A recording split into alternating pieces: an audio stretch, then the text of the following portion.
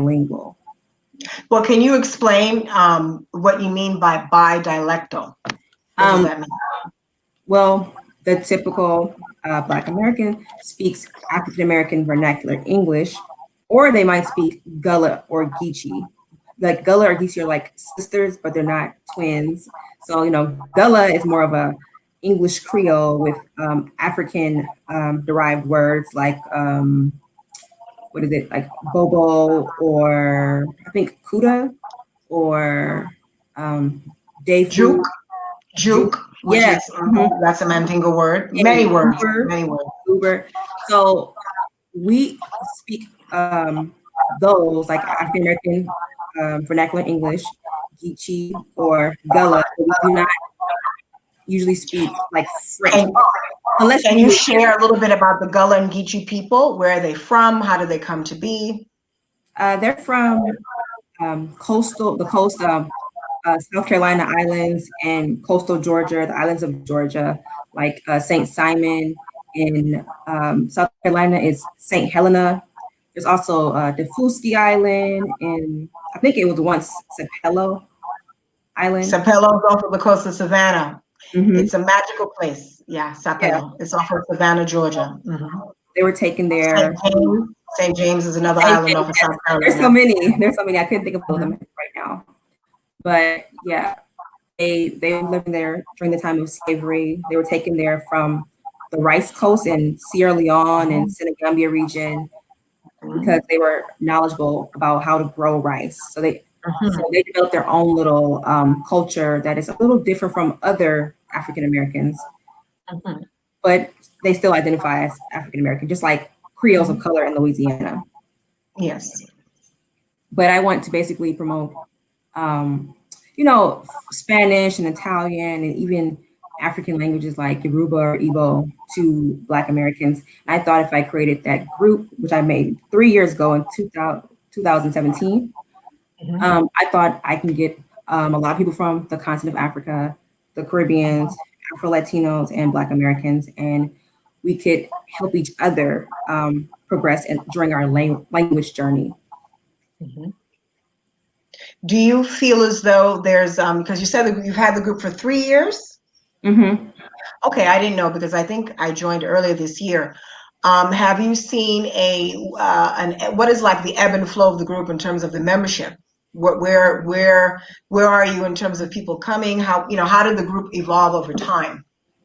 Well, it was kind of a slow development because I guess most people didn't know about it. I would promote it in my YouTube link sometimes, but I think a lot of people didn't know what it was. I was a bit of a spammer. I would leave like, yeah, I'm in this group, as if I was. Me too. You got to do it. Broke mouths don't get fed. Yeah. So, but once quarantine hit, about 2 months ago, it started to rapidly increase by like 300, 400 new members, and people were like really excited, like, wow, I didn't know this group existed, for Black people who can speak different languages. They were like really excited to be here. They started making videos, practicing their languages. And then maybe a month ago, I created the Instagram page, Melanated Multilingual WW. And that took off. I just basically started asking people, do you want to be featured? And asking them to submit like a short bio about themselves and a photo. And, they loved it. I mean, it was really exciting. People were like really happy to be featured. They're like, oh my gosh. They would put like their picture they would share in their stories, in their story feed. And they're like, yes, I'm featured here. And yeah, it's a really fun page. It's cross-pollination for you. You had like cross-marketing. You're saying that the group was originally, you wanted to, I guess, promote multilingualism, bilingualism amongst Black Americans from the United States. What have you seen in terms of your demographics? Where are people coming from now with the recent surge during the quarantine? I think a lot of them are still coming from the United States, but there's more of an uptick in people from the continent of Africa and some Caribbeans. All right. And I understand the purpose of the group. Why do you think, in your opinion, why do you think Black Americans maybe necessarily don't have, why don't they speak other languages? Why do you think that is? That's just really American society as the U.S. society as a whole. It Mhm. doesn't typically speak Monolinguism. language unless you have parents from another country who speak like French or Italian or Polish or whatever. So you don't really get that strong exposure. In high school, we do have the choice of Spanish and French, but it's never studied in depth. Like I think in order to teach a language, you have to speak it. And in high school, Spanish or French, we don't really practice speaking. Like we should have had language partners. That's what I think that needs to happen in high schools. They need to have high school age language partners assigned to each student so they can practice on the weekend or whatever. And, they can maybe switch off if they don't like that partner, but that will improve their speaking skills. I will even go so far. I agree with you, but I would even go so far as to say that I think it's something that should be incorporated into the curriculum as soon as possible, as soon as you're school age, as soon as you're able to go to school. But I'm someone who values, languages, and I'm just fascinated by languages. So I think it's something that should be taught much earlier. When I tell people things like this, they're like, well, languages is not as important. It's considered a part of the elite. It's expensive. It's just not something that's not prioritized in curriculums, particularly in curriculums when, elementary, and maybe even prior to elementary, preschool. And I don't agree. I think it's something that should be incorporated as early as possible.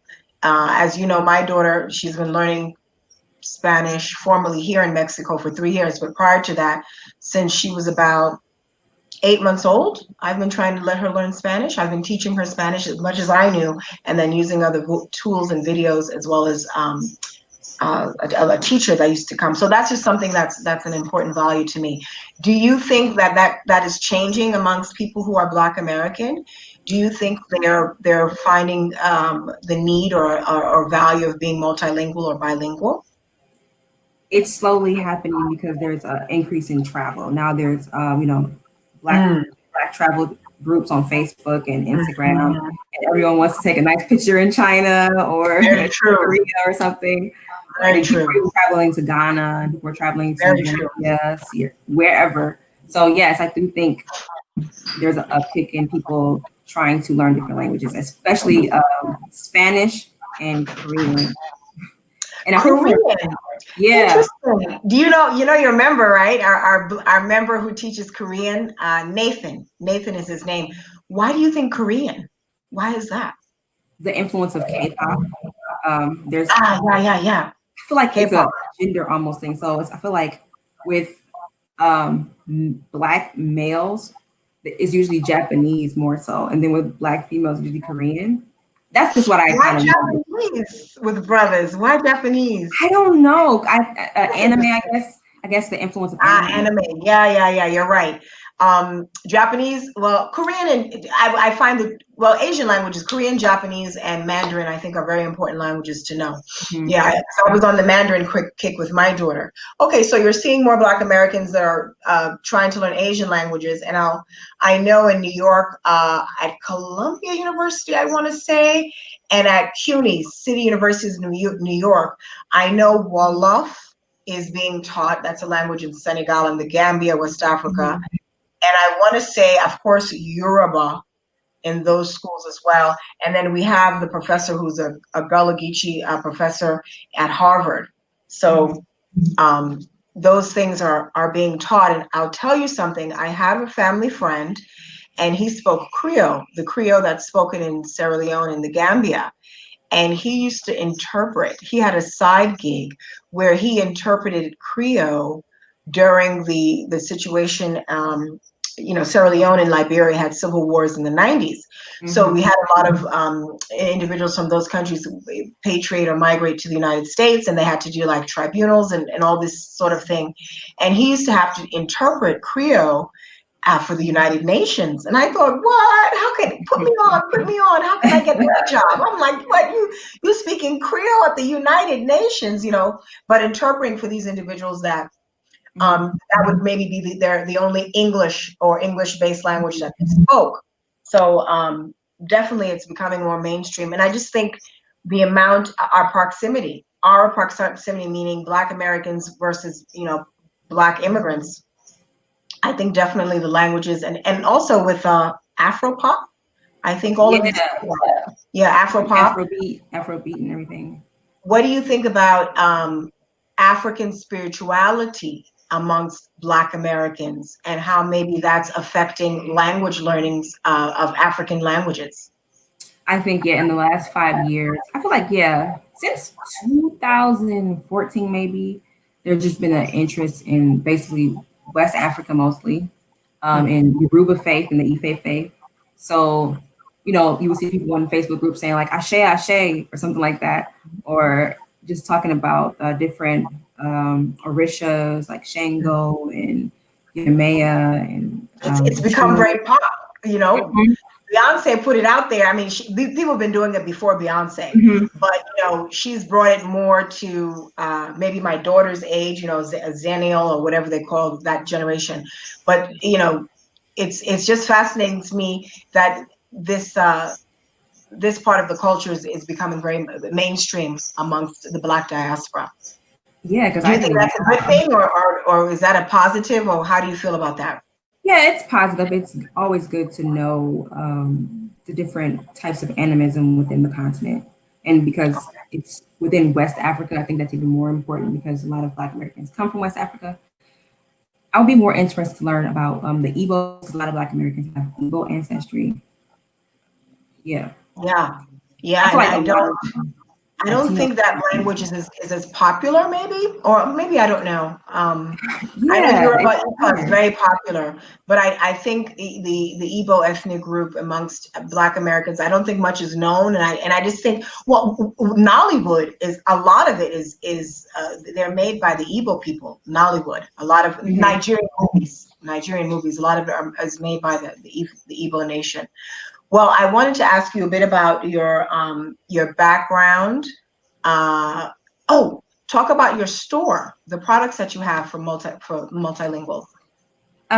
It's for both males and females, and there's t-shirts, there's mugs, there's face masks, there's fanny packs. There's two different types of fanny packs, and there's leggings for the women and female sweatshirts and male sweatshirts, or like unisex sweatshirts. And some of them like are kind of race specific, and some are just talk about having language partners and speaking Portuguese. Like one just says like La Chica learning Portuguese. So anyone of any race can wear it. That's very cool. I want to talk a little bit more about your brand before we go to your background. What are your future plans for the group, for your brand? Obviously, you're merchandising now, so that's a growth, and you've done the Instagram. Where else do you plan to? How else do you plan to build your brand?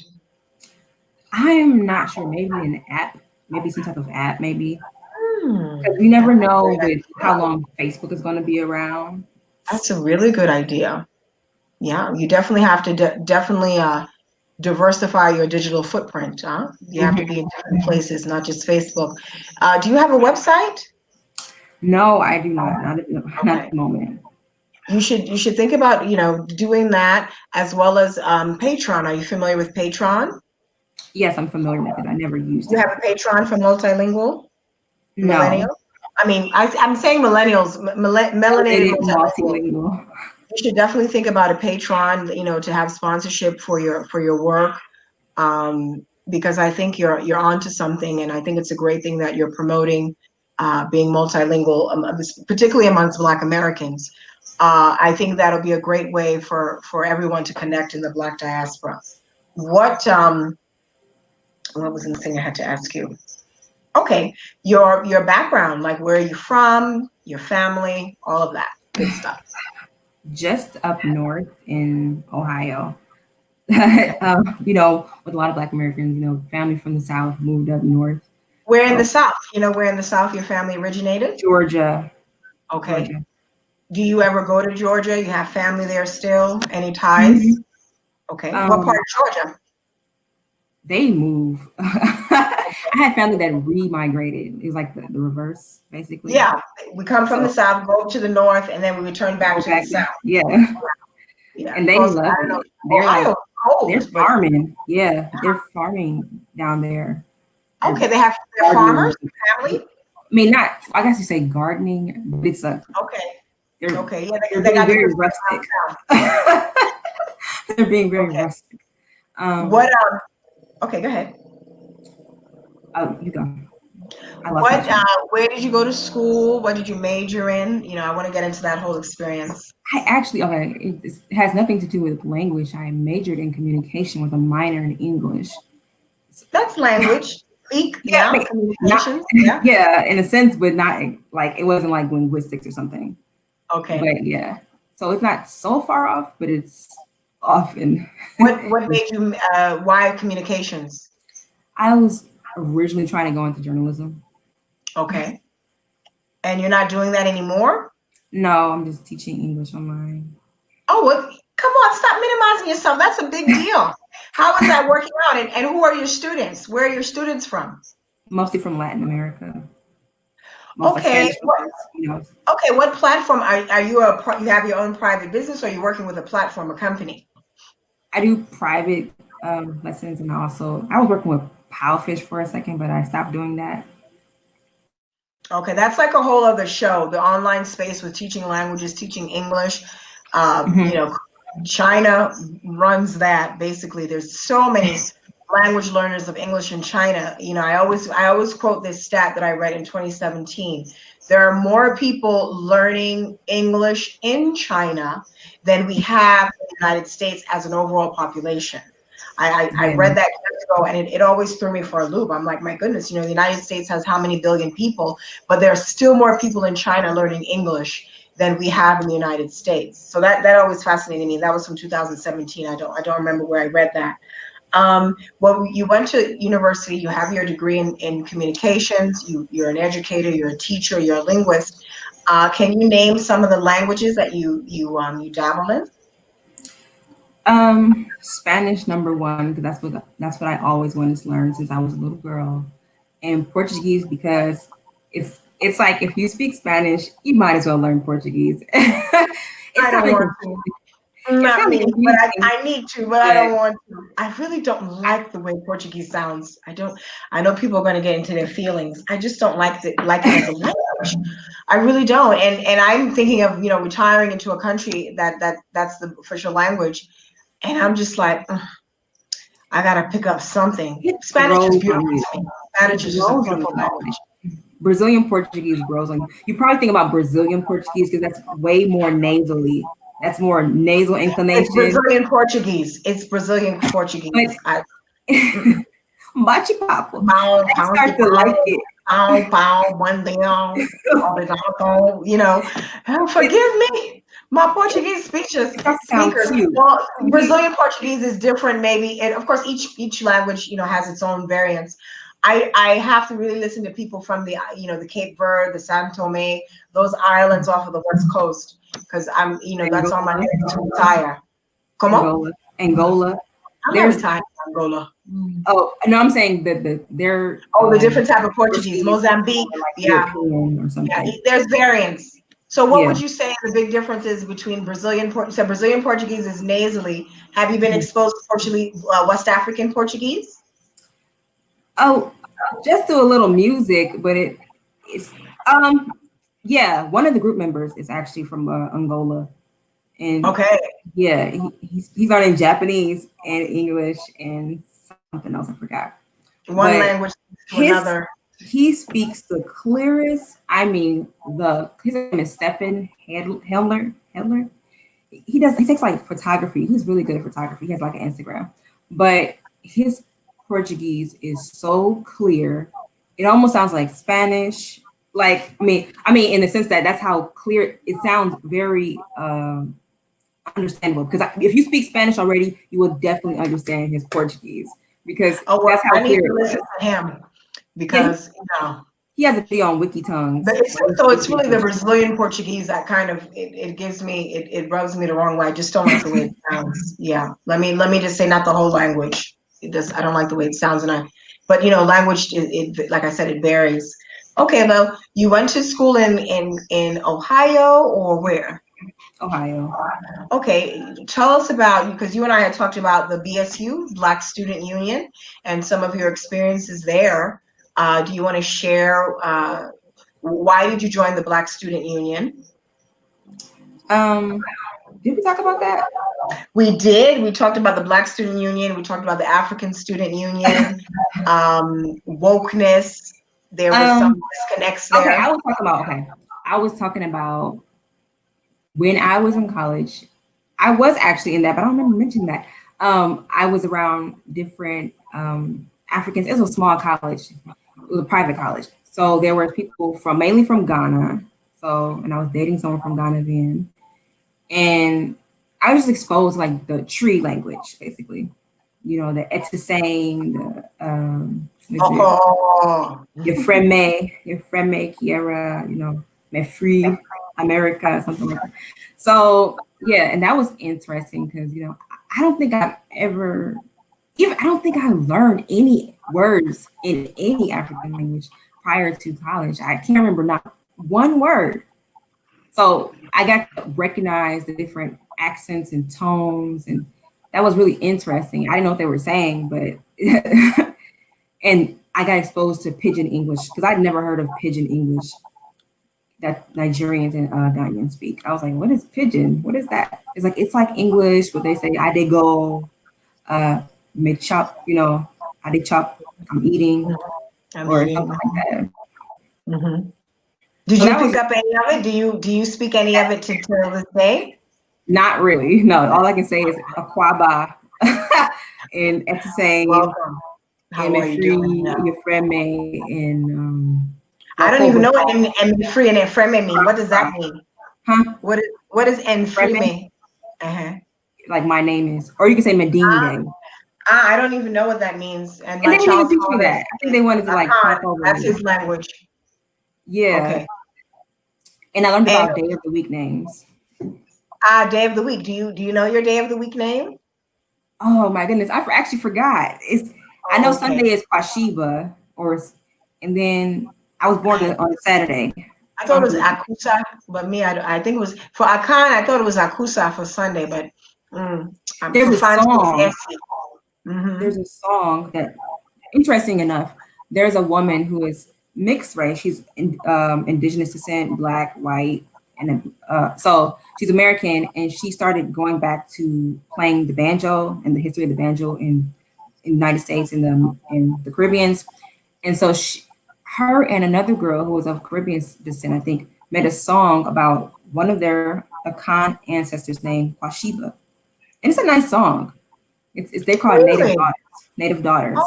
Oh gosh. Okay, you have to tell me so I can find out about it and listen to it and play it for my daughter. My daughter now is learning Twi. She's watching videos online. Her dad is not. He helps her, but he's not necessarily teaching her formally. But she's learning Twi. Again, it's something that I wanted her to learn as a baby, and he just didn't teach it to her. He didn't speak to her, and I told him, you need to speak to her in your language. And he said, well, you don't understand. I said, it's not for me. It's for her to understand it. But I think her being able to speak Spanish and our Creole and English, it just kind of makes you more open and attuned for learning other languages if you have a grasp on more than one language. So I think that's been definitely beneficial.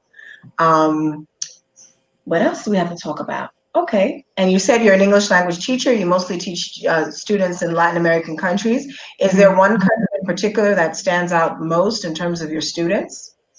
Dominican Republic. In terms of the numbers, like Dominican Republic. Dominicans, they learn English fast. I think they learn English so fast. Like they already have like centers where they can learn English. So because tourism is a big thing in Dominican Republic, and because there's a lot of American companies or whatever phone companies in the Dominican Republic. There's a lot of call centers. Call centers. Yeah, and a lot of Haitians that I know speak English. I mean, not Haitians that are living here, Haitians in Haiti. A lot of Haitians speak English, and that might be an influence as well. That's interesting that you said the Dominican Republic and not like a Mexico. Do you teach people from Mexico? A little bit, but not as much. Okay. And do you enjoy teaching online? Yeah, I like teaching people how to improve their English. It's something that I know, so it's It's something that you know. Okay. Well, I don't know because I guess you're ahead of the game with teaching English. I think more and more people are realizing that you have to be you're a teacher, but then you have to kind of pivot to be able to function in an online space in a virtual space, which can be very challenging. Do Mhm. you have a heavy? Yeah, it can be challenging. What would you advise someone who is pivoting? Because there are people who are traditional teachers, and now we've been thrown into this situation where we have to teach online. What are the best practices for being a virtual teacher? um your internet service. Make sure you have good internet service. Lesson plans, and basically, um, on your first lesson, analyzing their level. Like you're working with their level instead of like speak to them and find out how good they are at English and work from there. Okay, so you're saying to do Hmm. a Yeah. diagnostic, and you suggest a verbal diagnostic with your student just to gauge their level of English. Sometimes I think people, when they think they're teaching someone something, they might be teaching them something they already know. You ever hate Okay, that like someone's teaching you something they start like from scratch and you like, I know this already. I know how to say oh wow. I know how to say come on, it's yeah, time. especially with a child. Yeah, Mm-hmm. especially with a child, you They can kind lose of lose interest. interest. You lose interest because if someone approached me on that with my Spanish, I'm gonna be like, really? You know, I know that already. So you're right. You have to meet people where they are and then, move them forward. Most of your students are adolescents. They're children. Adults. That's Oh, it. okay. So these individuals are in, especially in Dominican Republic, they need this English for their livelihood. If you're Mm-hmm. saying in terms of the call centers or the tourism. Mm-hmm. Um, do you have any conversations with them around how have you seen like an increase or a decrease in your customers because of COVID? Have you seen any changes? Yeah, there's been a drop due to COVID, due to not Okay, having money to pay for it. to pay for the Mhm. lessons. Okay, that's very very sad. Okay, all right. Well, you told me the future. You're not too sure of what you're going to do with the future of the brand. Mhm. And we discussed the Black Americans and the reason why you started the group. I want us to touch on, we had spoken about some disconnects between Africans and Black Americans, Black Africans and Black Americans. And I had mentioned to you how I grew up. You asked me about, how I grew up with my family. And I was raised in a conscious household. I was raised being aware of the Black experience, suppression, colorism, racism, and how that was a commonality with Black people. Do you want to touch on some of the experiences that you've had with Africans in your career, your college career, academic career, or post? Um, College career. Well, obviously, there were mostly people who had only been in America for like a year. There seems to be some kind of program where they go to Ghana, where a Ghanaian student can go to high school for 1 year in America, and then they go back and then go to college in the United States. I don't know what that Oh, program is, but they okay. they spend their senior year in America, and then I guess they have to go back and then become college I'd love students. that for my daughter. So we got to find out what that program is. But Yeah. for her to spend time in Ghana. Okay. Hmm. Okay. But um, so to them, a lot of them started off in a predominantly white upper class environment. So, I noticed a lot of these programs that send like there's a program to send Dominicans to America also. And they send them to these predominantly white areas, usually upper class. So they get this I don't know, like white savior complex, or if you go to America, like, oh, you see these upper class white people and they're kind of thriving, and then you kind of see these black people and they're not thriving, they're not rich. You kind of get this impression like, oh, well, they're not working as hard. That's always these. That's what I would get, like these, like, well, you guys don't work as hard as us, and but some of these people were like, their parents were like millionaires, like like their parents were wealthy. They lived in really big homes back home in Ghana. I'm not talking about Dominican Republic anymore.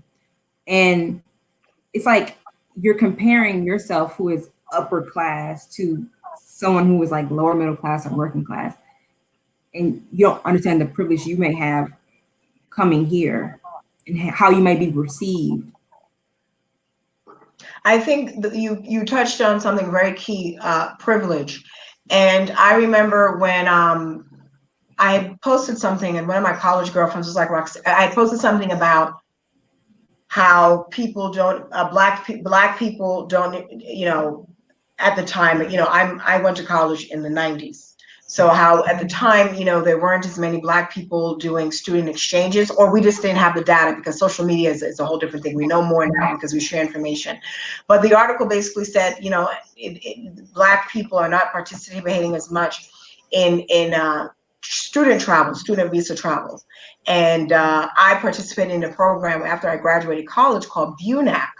And that program sent me to London, but I paid for my ticket. I paid for my whole way. I literally worked in McDonald's, literally saving my money to pay for my ticket, to pay for everything. Something I worked for because I wanted to travel. So what I'm saying is, my girlfriend said, "Hey, Roxana, there are people who are black who maybe want these experiences, but economically, it's just not something that's feasible for them." And I said, God, that's my privilege speaking, and privilege, no, single mom, I literally worked to save up my money, but I understand I was in a position to do that.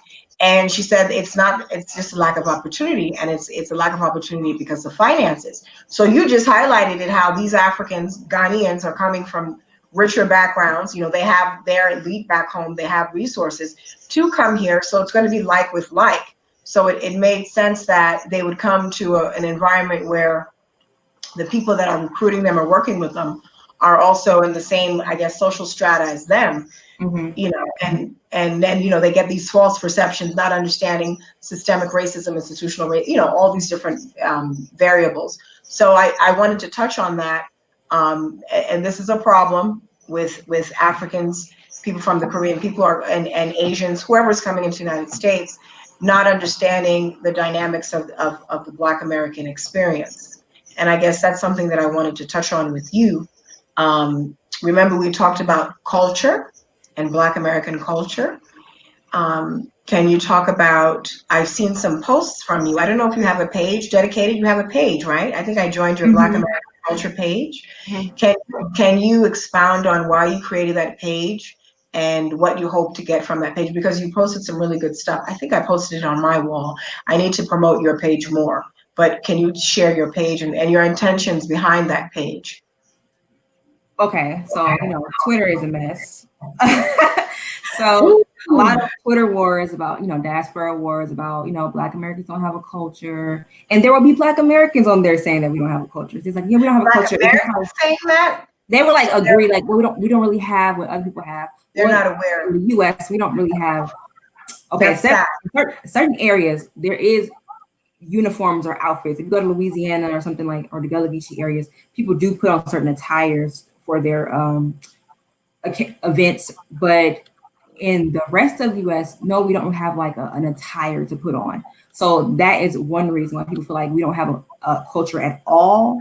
I didn't know that the Gullah Geechee did that. So there's a thing that they wear for festive occasions. They wear a lot of African garb in general. Yeah, okay. So, but the rest of Black Americans, we don't have that regalia that expresses our pride. And there's a risk because, in the United States, we're kind of made to feel like the outcast of society. But let me push back on you. I'm going to talk about, we have cultures and we have subcultures. I admire, is it hand dancing, ballroom dancing, hand dancing amongst, the Black American diaspora. I love that, stepping. Oh, I love stepping. I mean, I can watch it all day. It's one of my favorite things. And, you can consider that a subculture. And the men and women are sharper than a tack, you see men in their shiny shoes, their top hats, and their suits, or however they me, that is no, not to me. That is culture.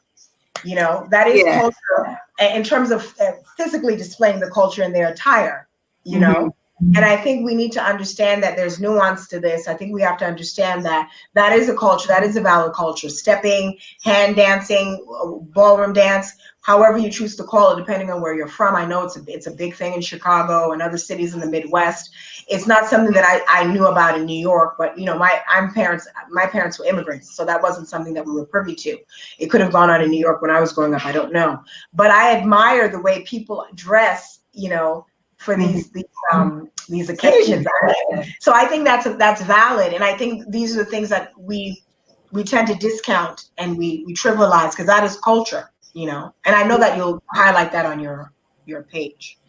Yeah, I have some videos on stepping on the page too. I wish somebody would step with me. I love it.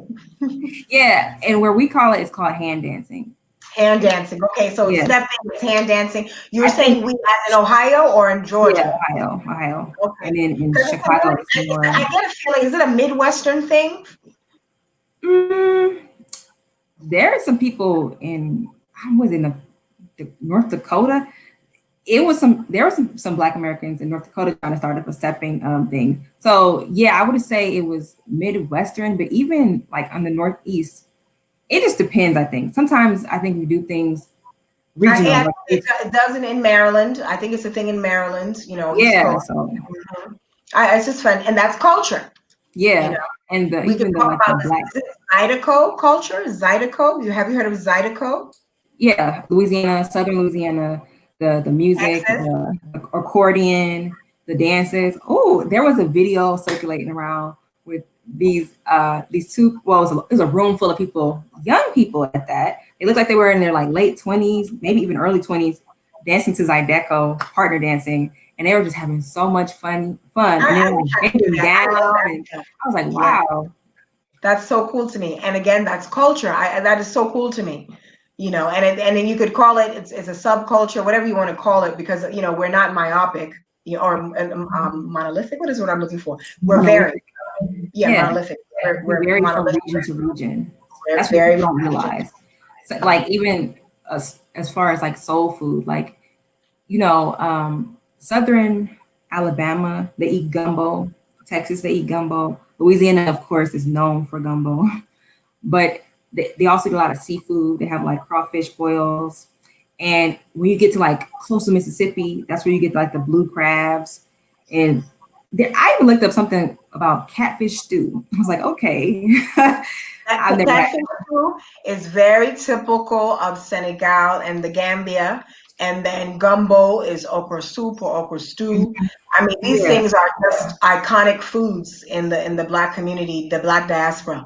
I'm going through a bit of a okra withdrawal. I haven't had okra in over a year, and it makes me feel some kind of way. The Walmart up the road here, they don't eat it here in this part of Mexico. It's not known. So we used to be able to get it, and it has not been here. Everything is COVID.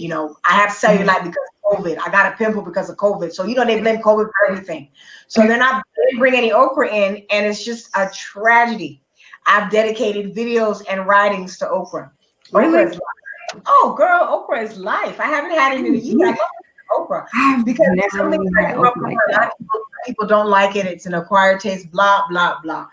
I love okra. It's one of my favorite vegetables in life.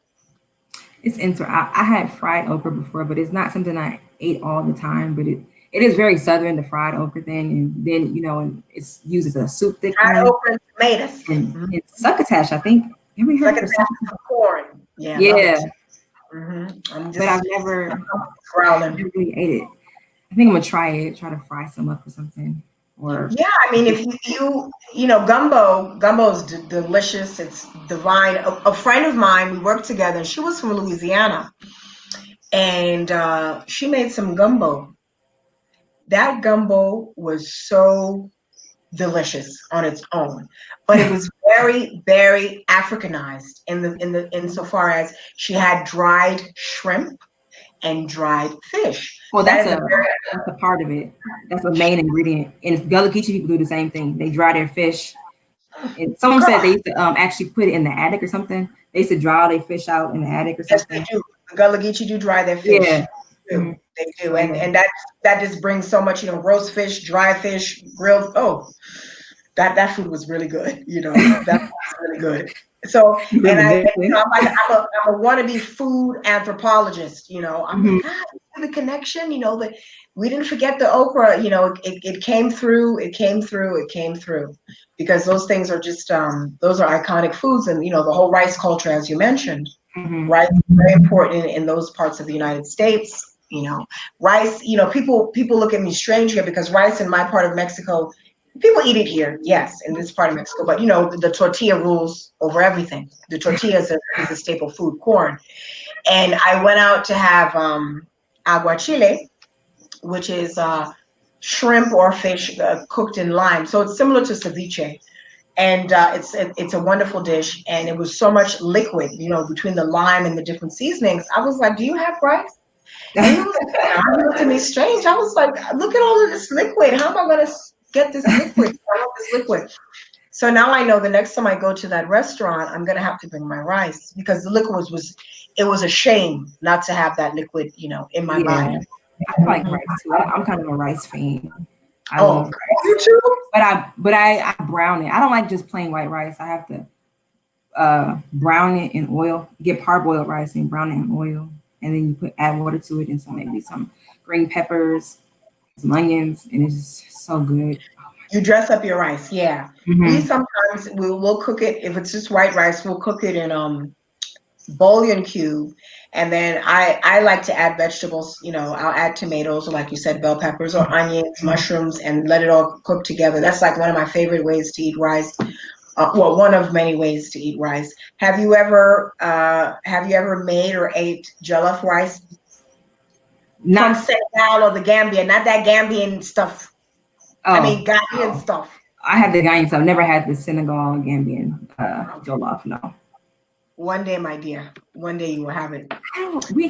We have a slightly growing African population. I think we have an Ethiopian restaurant and a Jamaican restaurant, but it's not that diverse here. I mean, we have one Caribbean African store, which I always saw but never walked in. It was only until I was dating who I was dating that he wanted to go there, and it was in my neighborhood. That's the funny thing about it. But he was like, "Hey, let's go here." So yeah, I was exposed to like the dried fish in the market and the fufu and the fresh ginger. It's interesting how processed American stores are compared to like African markets, because it just everything looks like fresh and natural, and it's so weird. Like you get the fish like with the face still on and everything, and the scales, and which freaks people out. But I mean, from stem to stern, we eat a whole fish. Like I'll see a fillet, and I'm just like, that ain't no fish. They don't take. What's a fillet? Where's the rest of the fish? You definitely lose the flavor. Lose the flavor with the fillet. But I don't like bones. I don't like something about bones. Me neither. Me neither. Although I hear you on the bone situation, child. I don't like bones either. My daughter, we try to eat fish. It's not as abundant, but I'm in a more interior area, because I love seafood. I love fish, and I can eat all the time. Yeah, I can eat all the time. If you girl, shrimp. We just had shrimp from the Pacific coast for the first time. I can't eat Atlantic shrimp again. I'm done. Pacific shrimp that we had, because I love shrimp. That's like one of my favorite seafoods, and it's a sweeter, it's juicier. It's so much better than the Atlantic shrimp that I've been exposed to all my life. Like I only want the shrimp from this one particular restaurant, and when I get to the Pacific coast, I'll be eating a lot of it if I'm able to. Do they cook it in butter? I didn't. This shrimp, he made it several ways. He had the ceviche, which was the aguachile, which is a whole bunch of lime, garlic. He put a little bit of olive oil and sesame seeds and peppers and cilantro, and that marinated the shrimp, that cooked the shrimp. So that was the aguachile, and you have it with like raw onion, and you can eat it with a tortilla. I ate it with a tortilla, but I wanted rice. That was one way. And then the other way is he deep fried it, and he covered it in a cheese jalapeno sauce with barbecue. I've been thinking about it ever since we had it. Like I need to try it. Yeah. He put it's delicious, and he made another dish with a tortilla with beans. You know, pico de gallo. Pico de gallo is chopped onions, tomatoes, and cilantro and lime and pepper. You chop it up really fine. It's that stuff that they give you at Chipotle. The tomato sauce that they give you at fresh tomatoes that they give you at Chipotle. That's pico de gallo. Mm. So it's raw tomatoes, it's raw onion, it's raw cilantro, and it's a raw pepper with lime and salt and pepper. That's pico de gallo. So it was the beans, the pico de gallo, and a cream sauce along with the fried shrimp. And when I'm saying fried shrimp, these shrimps were they're big like that. They were big.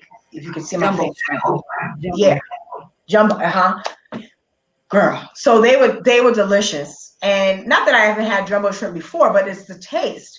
It's a totally different taste coming from the Pacific. I've always had Atlantic on this side of the world. I mean, I'm told by my mom, being West African, she's like, oh my God, the Atlantic shrimp is so delicious. But she's talking, when she was a girl. My mom's in her 80s. There's been so much environmental change. I don't know, what's going on that side of the Atlantic, but what we have access to here, what he brought from the Pacific, I don't want shrimp anymore from the Atlantic. I see the difference. I see why people like fish. You want to know where your food is sourced from. It makes a difference because it tasted so good. So I had that, and then I had basically a crispy tortilla. It's called a tostada with different bell peppers, red, yellow, and green. No, red, yellow, and orange bell peppers, tomato, and shrimp. Again, the shrimp was from the Pacific, and it was a very, I noticed the difference. I've eaten shrimp, my whole life, and these shrimp were like the best shrimp I've had. So it makes a difference where your food is sourced from. As to what you were saying, how you've just experienced food just seems fresher from the African markets as opposed to what's in some markets here in the States. Mm-hmm. Mhm. Any more questions? No, I think that's it. I thank you. I hope that I can put this onto my channel. You keep the stream, okay? Because I don't know how I'm going to be able to load this. Yeah. It's not my stream, it's your stream. Um, Find a way to do it. yeah, Interesting. yeah, keep the stream. Long time coming. Yes, I know we've been trying. We've been trying. This is Kiara Kareema of Melanated Multilinguals. And she has a group on Facebook as well as she sells merchandise. It's dedicated to people who speak different languages who are Black, and we are from the United States, we are from the Caribbean, we are from Africa, and we're from Latin America. That's also important to note. And it's a whole mixture of languages. Kareema speaks several languages herself. And you can find her on Facebook as well as Instagram. And she's going to get a website and a Patreon, okay, for her brand. She's going to get on that. And this is Roxana Bangura of the Roxana Bangura channel and the Bangura Chronicles, where I share with you my life here in Mexico and beyond with my daughter Amaris. Thank you for tuning in. Thank you, Kiara. You're welcome. All right. You have to end it since it's your broadcast. Okay, just press end broadcast. Yeah, I think so. Yeah. I mean, your show. Yeah.